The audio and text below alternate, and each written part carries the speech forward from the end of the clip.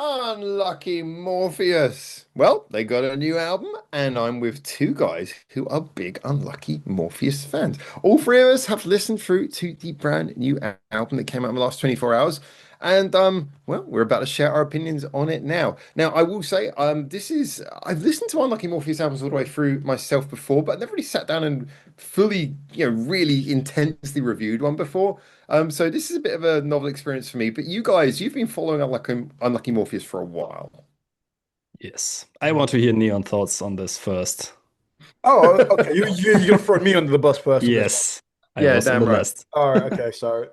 I personally, I love this album. For me, this is the release of 2025 for me. I'm gonna get this all out the way before you both shit on it. Actually. Okay. I think this is better than Bare Metal. I think it's better than What? Bad Made. For a lot of other reasons. I I love Unlucky Morpheus. I love the sound that they provide, which is that sort of rock gothic undertone of like just bump your head funky metal. And I really enjoyed this one. Now I came into this one a bit underwhelmed with their last album, Evolution, where I thought they went a little bit lighter in sound. I want to say a little bit more mainstream, a little bit more radio friendly. And there's still a bit of that radio friendliness on this album towards the end, I think. But for the first, it came in with the sound with like what is I'm going to consider the best James Bond opening theme ever. I'm so Uh, glad someone else said that because that's what I was thinking yeah, with it. that I clicked onto that like Doom, the first doom, moment doom. that was like I was like Yeah. best James Bond opening ever. Which kind of actually kind of makes sense because once you jump into the second song, which has been out for a while, some of the chords and That's the layout melody of that song. is Yeah. literally that opening, and I was like, it makes sense now. And I like the build up of that. Personally, I really like this. This is a lot of what I wanted Lucky Morpheus to do. That dark sound, the fast beats, the orchestral background. I messed that up. I'm sorry. Orchestral, yeah. Orchestral backing. Chill. Lots of Sheeran, lots of Fuki. And some of the great points that I said in my review for this one is I feel like some of the complaints from sort of the other albums on Holy Orpheus is kind of I feel like a lot of that has kind of been heard. I feel like Fukigo uses her vibrato a hell of a lot less on this album than she does on previous releases. She's more subtle in it, more stronger with her vocals. Sheeran screams a lot less in this album, much to my dismay, personal dismay. I like Sheeran's vocals, and yeah, I think he only I has think like there's only one song, yeah. one song, and I Yeah. was kind of like, I want more Sheeran vocals, but that was He again had held he back. had his unholy orifice. He was Yeah, fine. yeah, he got that out the way. He got all Not this Orifice. out the way. Oh, sorry. Um, so I was kind of a little bit gutted about that, but I can kind of understand it. And again, we got plenty of Jill. I was actually really surprised how like it brought back the gothic undertones that I was severely lacking with Evolution, but it also gave it sort of I want to say like a jazzy upbeat as well as we were going on this, and I thought the album was really good. And then we closed with what is essentially a ballad towards the end, and then the last song, which I personally I would have Yeah, I said this I said before, exactly the I same would have thing. switched them round so the ballad Yes. would have been last, but But I feel like the last one it's more like of a bonus track because it yeah, but also the it's a problem is that re-recording of like yeah, it's a some older. re-recording, so I Yeah, kind of understand it, but at the same time, that gets me so hyped that it just makes me want to listen to the fucking album again. same. And I also feel like track 9 is the perfect outro track. Yeah. It's like when you think you're out, it just pulls you back in again. But yeah, for me, it was everything I wanted them. It was the direction I hoped. And there's a compromise here. There's a compromise between the earlier albums where they go full on gothic and Evolution of the last album where I thought they went a bit too mainstreamy, and it was my least favorite of the releases. And I feel like this album is a combination of them both in the best of ways. It's a nice middle ground where it's not too over dark, it's not too mainstreamy. There's a nice middle ground in this album, I think. And I think a lot of the criticisms that a lot of people have sort of like been thrown on the internet, again, Sheeran's too much vocals, too dark, too poppy. And I feel like that's kind of they for me, it's the best of everything kind of rolled into one a little bit. So I really enjoyed it. Well, with that damning condemnation of the new album that you clearly hated, let's see what Benedict thought. Well, I have to say, Sorry, I went for a coffee. What did you I'm not as impressed with this album as you, Neon. I do think it's a good album, and I do agree on the point that it's kind of the middle ground between Evolution and the earlier stuff. But to me, it's also just my personal taste, but there's a lot of tracks, especially the singles, that still have a lot of that pop flavor about it that I still feel like I'm not so sure about. I would prefer it if it went a little bit heavier, but that's my personal taste. But then I feel like it's just little bit inconsistent, personally. Because, for example, if you have this track 6, Who Will Be the Next King, which is like the second interlude, Mm. like that is so damn heavy. That sounds like unholy it's now I'm saying orifice. So you damn bastard. Gotcha. Unholy Orpheus. God damn it, Howard! That Gotcha, sounds bitch. so heavy, but it's only this interlude. Every other song on here doesn't sound as heavy. Mm. So that is I'm kind of wondering why they put that on here. There's song 5 is my absolute favorite. This song 5 is probably one of my favorite Unlucky Morpheus tracks overall, but I don't feel any other track reaches these heights. That's why I'm not overall not as impressed with this album. And also song 4, Savior After God, is to me like one of my least favorite Unlucky Morpheus tracks because that just felt really repetitive, really reliant on that two-step beat. And you have the two-step beat in the verse, and then it goes to the chorus, and you think now it's changing up, and then it's two-step beat again. Just really didn't click Mm. for me at all. Overall, that's again just a taste thing. The album is called Gate of Heaven, so you should expect some more brighter tones, which we get, for example, with the last track 9, the Blink of an Eye, and overall in the album, some more less dark tones, I would say, which is to be expected. It's a taste thing. That is fine, I would say. But like I said, I don't feel any song, like apart from song 5, didn't really. Yeah, song 5 really brought me back to the early, like Unfinished or Change of Generation albums. Like that had so much in it. I wanted more of that, and I didn't really get it. Yeah. That's why I wouldn't say this is one of my favorite releases of the year, but I still think it's really good. It's an interesting point So, that I'll have to listen to it a little bit more. Obviously, I've listened to the album twice. Yeah, I again, only also I only before. listened to it once. It might change. I might Yeah, like it so more over time. I'll have to listen to the and see what your point about the songs maybe not standing out as much. For me, this album I've only listened to it twice, so opinions may change over time. But it flew way too fucking quick for me. I was like, I put it on and it finished before I was like, is that it? Like, I want more. Like, I want to play it again. I mean, both of you mentioned obviously about like how it differs from previous albums, which is not a perspective I can necessarily jump in on as much. But I'm kind of intrigued to know, therefore, because there was quite a wait coming up to this album. Do you guys feel? I mean, do you feel like it's one of those ones where you've kind of been left? Well, I guess I can kind of tell from your previous reviews, but are you left thinking, yeah, this was worth the wait, or maybe are you still got an itch that needs to be scratched here? Mm, I feel for the most part, I would say probably about 90%, probably 80% scratched. Like Benedict said, I would like them to go a little bit darker and have some more of the Unlucky Morpheus kind of like darker themes that we like. But then, Yeah. like you touched upon, the album's called Get to Heaven, so you would expect it to like to be a bit of a yeah. lighter toned album.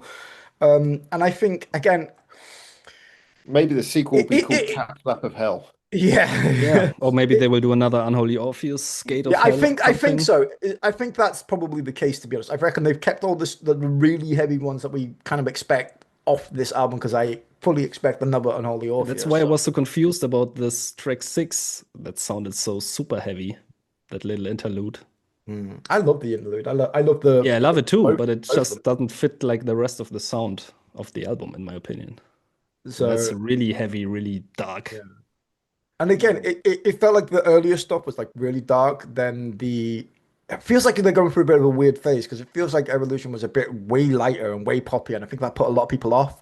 And then you've got Unholy Orpheus that came out after, which satisfied that really heavy metal itch that everybody was lacking from that one. Yeah. And this album feels like a bit of an in between where they're not going like way back to what they were before, but it's back in that general direction while still maintaining what I like to call the radio friendly songs, which is to So me Yeah. exactly what like are Sakura you is. are you saying that this is kind of like so it's doing that difficult thing where to some people it might be a great balance of two things, but to other people it's not enough of either of the things? You could probably make that case, yeah. I'd agree. Maybe. Yeah, it might just be, maybe old Unlucky Morpheus fans will have get to. Again, we can get into this Unholy Orpheus. We don't really know what the plan is with that, but for me, I kind of think my idea is they kind of split their sound into the lighter stuff with Unlucky Morpheus, and then they will do the heavy stuff on Unholy Orpheus. Mm. So I'm kind of okay with them doing that. But I would say if they just continue doing stuff like this, I mean, I like this more than Evolution, yes, but I still, to me, this is too pop for. I mean, I still like it, but it doesn't Understand. reach the heights of earlier Unlucky For Morpheus. for me, it's funny how you say more heavy. I actually don't mind this album not being heavier. I'm just happy more to have the sort of Yeah, well, gothic again, we tone have to be back. careful with heavy because Yeah, heavy heavy, can like be interpreted. But like like what I all right, found, more metal. I actually yeah, don't mind that. The thing that I missed the most from Unlocking Morpheus, which might be slightly different to you, is I missed the gothic undertones of the first couple of yes, albums. So I was just happy from Evolution to this one. I was just happy to hear that more of that gothic tone vibe that back. is true. I agree that's more in there. But I feel like, especially if you listen to the last song, which is a re-recording of an older track, you can Mm. just tell by the last song it's just more riff and guitar focused overall. I feel like the other songs they have a lot of parts where, like in the verse, it kind of tones down a lot. Mm. And more you have more of a groovy bass line and stuff, which is also nice, but it's not what we had earlier in Unlucky Morpheus. And I think a lot of people who love Unlucky Morpheus from their early days will kind of miss that more guitar focused sound. Yeah, no, I can agree. I can agree with that assessment. I would counter that by saying that I I do quite at least. enjoyed the funky bass of this album. To be fair, Yeah, I like I thought it was said, song quite well. five is if the whole album would have been like song five, then I would have said, okay, this is album of the year for me, maybe as well. But so far, I cannot put this in my top releases, unfortunately. Yeah, I get with that. So what about you, Howard? How would you come into this one as like a clean slate just listening to it?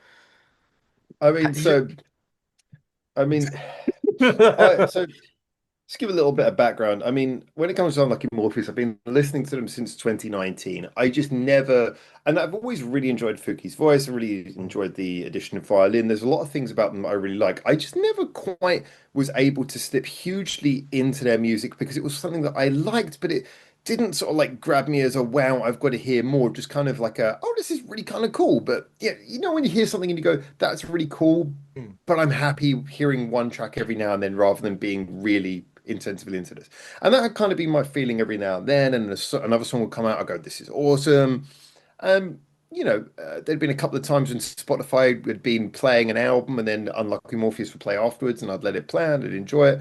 But I'd never really sat down and really focused on an album, certainly for a while, Mm. because obviously it's been a while since their last release. So I don't know 100% what I was familiar with a lot of things about the palette of their sounds, but I don't know 100% I had huge expectations of how heavy this should be or anything. Obviously, me and Neon saw Unlucky Morpheus live together in Tokyo, which was great, but you can never really judge. Bands tend to be much heavier live than they are on their recordings, and there's a lot of differences.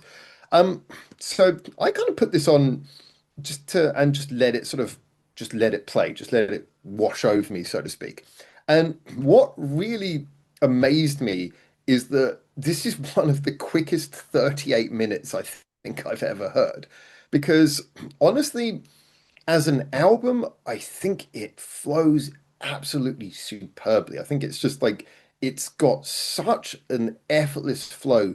Um, it has some nice little changes of time signature, which some you mentioned about the two steps. Some of these 3/4 rhythms come in from time to time. I think it nicely signals its what I would consider ending with Blink of the Eye, which is a not just a perfunctory ballad at the end, but a genuinely very ground sounding. Yeah, it sounds big, it sounds powerful, it really screams.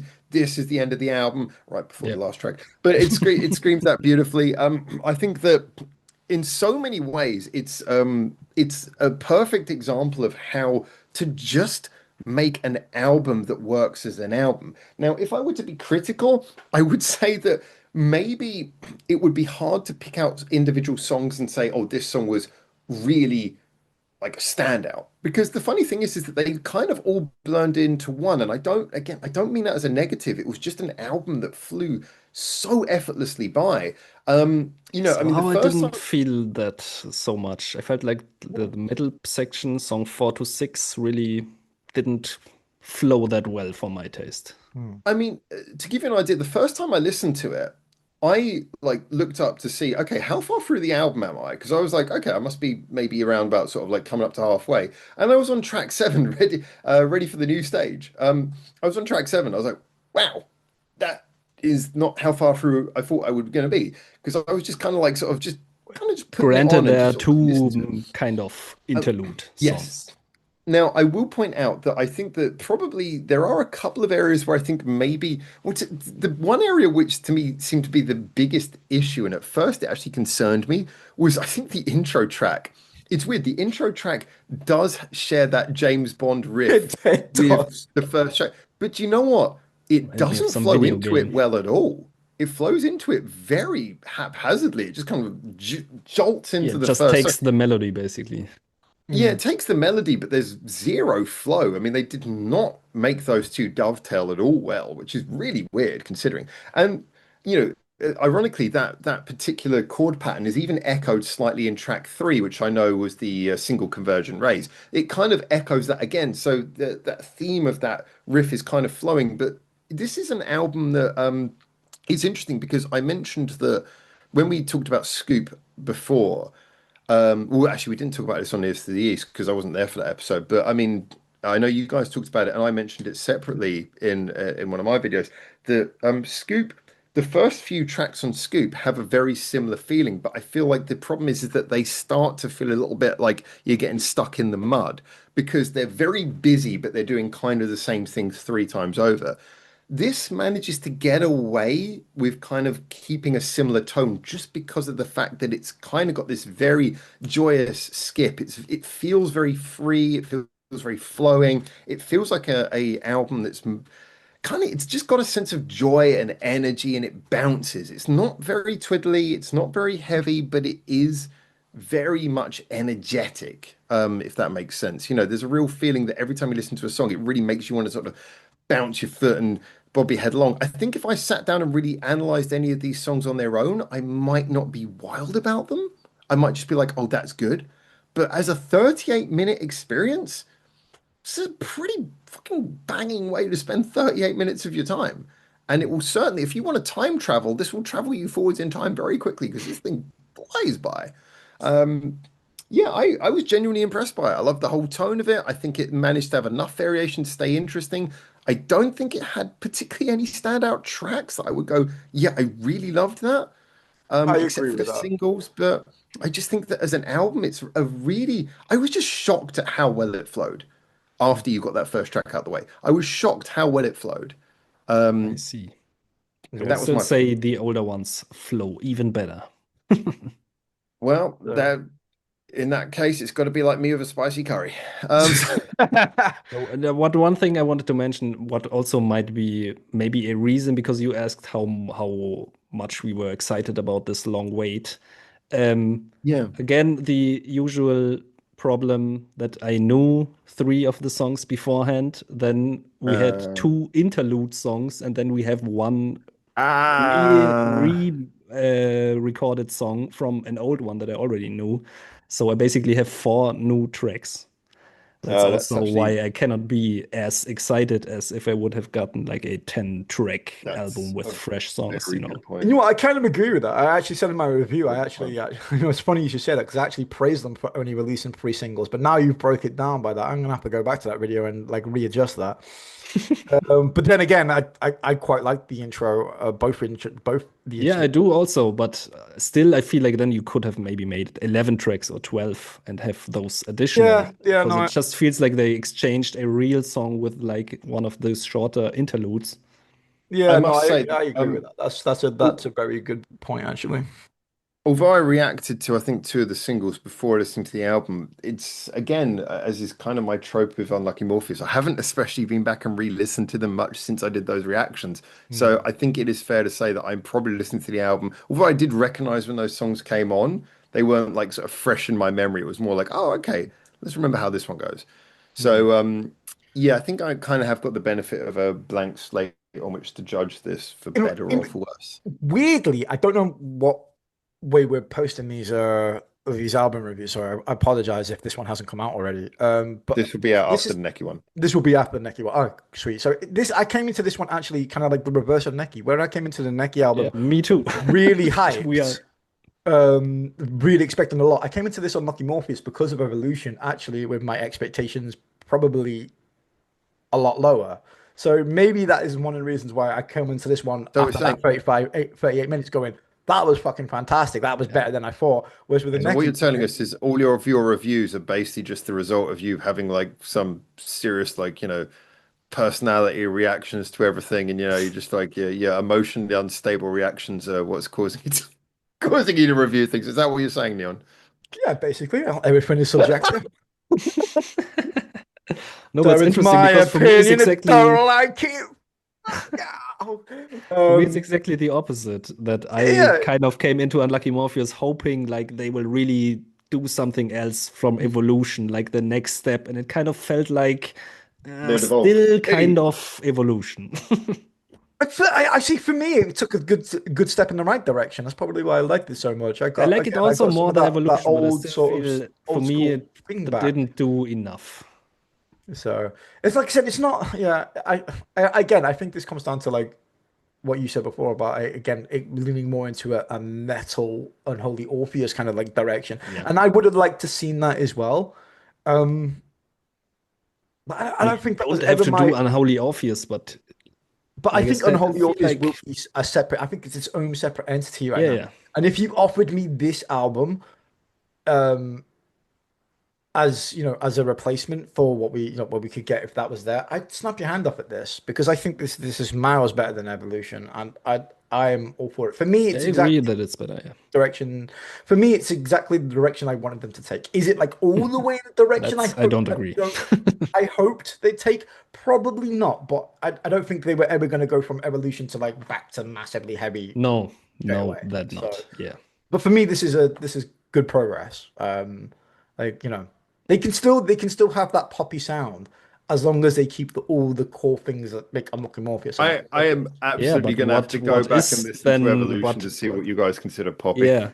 Because that is interesting that you say that they still keep because what then is the core of Unlucky Morpheus? Because usually I felt like it was like the neoclassical dark gothic aspect Mm, and yeah. like yeah, metal guitar focused sounds with a violin and basically what's left of that now you have like more popish stuff, I wouldn't say poppy. I less would say more heavy, brighter mainstream. tones. Also, but it's kind of shifting to exactly the opposite. I would say more the terminology I would probably use is what I would consider to be radio friendly. Like Yeah, this is a song that they could play, which could be on a radio, or you could play a casual, and they would go, oh, I quite like that. yeah. You know, And I don't. rather than the original Lucky Morpheus sound, which might not get time on the airways, and you could play in a room full of casuals, and True. probably everybody be like, "What the fuck is this?" You know, So it's like this album is that halfway point. It's that halfway point about going back to what Unlucky Morpheus did in their first albums and their first couple of releases, and then but keeping that evolution, but swinging it back 50% a little bit. Well, like, evolution went, in the in the famous words of Tropic Thunder, evolution it went full retard, never go full retard. You I'm know? glad we're not monetized. Yeah, I'm Yeah. glad we're not monetized. Never go full retard. And evolution, it was a change that happened too drastically, too quickly, and it put a lot of people off. And I feel like this is what it walked back on that 50% of what evolution should have been, where that gradual change. And this feels like it's a gradual change the other way, where they've stepped back 50%. Um, Yeah. and I think I think it's a good in between. What I do agree with you though is I do hope we get an unholy Orpheus that scratches the metal power, like angry side of Unlucky Morpheus that I probably would say we probably not get again. With Unlucky Morpheus. With Unlucky Morpheus, Yeah. I feel like Unholy Orpheus is going to be its own separate thing, and I think Well, that's where that's going to go. maybe I could also imagine them releasing like the next album is called Gate of Hell, and it's gonna be Yeah, yeah, really yeah. It heavy. could be. But We don't know yeah, where they're going to go in the future, and I think this is for me personally. I think it's a step forward. It's a step exactly kind of like where I hoped they would I go. do agree it's a step forward from Evolution, but didn't catch me as much as you. Yeah, but I come in it with exactly what Howard said, which is really surprising that from Howard, because I thought it would be more you, but this, like I said, this album flowed really really nicely. But I do agree that there's no standout song like Black Pentagram or whatever. Even in Evolution, you had Welcome to Valhalla, which a lot of people really liked, and it was like the song that people was like, oh, that's good. This album doesn't feel like it has that standout I top feel top like top song tier song. 5 is really Yeah, yeah. a But standout, really top it's notch. but what you do get with this album is it's like Howard said, it's like that 38 minutes is like the quickest 38 minutes I've ever had in my life. Even the missus would be shocked if I play that, I'd last longer. It's Mine's like gonna be even shorter because I'm skipping song 4. it So I it, just it, say it it just flows so quick, and I'm I think I'm taking Howard's my analogy is bang opportunity on. to I'm not taking my opportunity to just familiarize myself with how much back catalog they've actually got. And I didn't know that in 2011 they had a Eurobeat remix album. I don't think I know that either. Well, Spotify tells you all kinds of shit that you didn't expect. That's interesting. They've been around a surprisingly long time, so Yeah. Yeah, their first album, the cover is like it totally looks like someone just drew like some anime on the back of a piece of box art. It's amazing. yeah. They've So been around. But Um, I think as well what you need to understand and think with Unlucky Morpheus is the mentality is they do what they do, I think, for fun because they're all into it without like the main aim of Unlucky Morpheus, as me and Howard have spoken about previously, is not to become the biggest band in the area that they do. Yeah. They're very no, self-contained and just very no. they just do what they do and they don't give a crap about anything else. So They seem to be pretty content with what they're doing at the moment. So yeah. yeah. Um, I mean, I must. again, this is still a really good album, even in my opinion, even though I'm not that positive about it. But I mean, we are talking Unlucky Morpheus here. Just Unlucky Morpheus is a very high standard. I love how basically like Benedict has become what Neon was Neon was the on Neki Yes, review. we were exactly. talking about Necker. It's It's like, everything oh look, reversed. I know I'm the one person who didn't like it as much, but I'm not saying it's bad. I'm just saying I'm just saying it's bad. Everyone's in the comments Yeah, like, but fuck. you It's the have to truth. say you have to say that on the internet now because if you don't say, well, it doesn't mean Yeah. just because you don't like I don't Just like it as if well you don't doesn't mean say it, it's it not means bad. you Well, fucking Don't hate say it. I, it. Everybody in the comment section will say it for you. Be like, oh, fucking Neil's a dick. He didn't like that. I've learned Neon's trick now, which is to just make sure that everyone else talks first, and then tell everyone that you think it was the best, and come out of every video looking like you're like just the good guy. It's like, well, actually, I thought everything was brilliant there. I didn't do that in the Neki one, did I? Yeah, I was about to say you show your true colors Yeah. there. No, So it's but it's really cool actually because again, it's interesting hearing the perspective of two people who really know the back catalog. I mean, as I said, this is interesting because the songs I had heard prior to the release of the album, none of them said to me, "Oh, this is going to be like a classic album." They were just like, "Oh, these are good songs. These are really good like songs." They appeal to me in the same way that Unlucky Morpheus usually does. But then hearing them in the context of the album, their like individual identity was just swept away by how much they flowed in the just the kind of the energy that the album conveys from pretty much from start to pretty much finish. You take away that first and last track, and you got like a great flow of energy. But yeah, they went a bit weird with the intro and with the re-recorded song at the end. But yeah, no, I think the album for the best part is just a very interesting journey. I think that as mentioned, I do like the tone. It's kind of hard because I don't have that comparison that you two have, but I think that it definitely to me felt big and dramatic. Neon mentioned earlier that Fuki had slightly reduced the amount of vibrato she used. I Mm. got to be honest, that's not something I consciously really noticed upon first listen, but I think now you say it, it sounds like something that yeah, I can. I think you probably, I probably could pick out and recognize that that was the case. But it still her voice sounded incredible. I think that there was room, like the heaviness was there, but there was enough room for the like orchestration and everything to give it that grand feeling. It was interesting because Sheeran's Scream, I think, was in the second track, track two or track three, I think. And I remember thinking when that came in, I was like, okay, that's fine, but I was worried, is this album going to be a very Scream intensive album? Because I might start to lose a little bit of patience if it is. And then, yeah, it just never came up again. And I didn't even really notice that it hadn't come up again until the end. And I suddenly thought, oh, that was just that one little part in one song, which actually kind of made it more unique and a bit of standout and kind of in a cool way rather than if it had been all the Yeah, time and that's it'd been maybe like, what I okay. interpret as a bit of inconsistency. Yeah, I can see that. Because it kind of like indicates early on that the album's going to have a mixture of both clean and scream vocals, Well, I but in think it's actually actuality, song four where that's where he's screaming. it But just shows how still, quickly the it's album just that shoots one by. song and then never again. Yeah. Yeah, it did again as a Sheeran Screamer fan, or just Screaming in general. Like it did kind of leave me wanting more. That's probably my one takeaway that I said, and again I said this in my review. I said I would have liked more vocals from Sheeran. I love that. That's going to look really good on your police report. We are He loves the probably sound of screams. alone on with that, Neon. I probably am, and I Not a know lot this. of So this people is do that, do this like is that. why I think this album is a good mix up. Like again, pleasing the mass audience, but also pleasing Unlucky for Morpheus fans. It's a nice half 50-50 of both of that. Because if there's more Sheeran screens, I feel like it would put a lot of people off. And Like 70-30. yeah, yeah, yeah.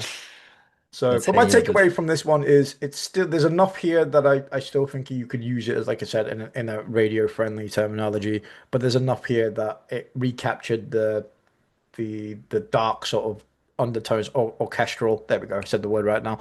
Undertones. That I was hoping they would return to. So for me, it was yeah, I enjoyed it. I see. I also Thank you. enjoyed it. I just didn't enjoy it as much.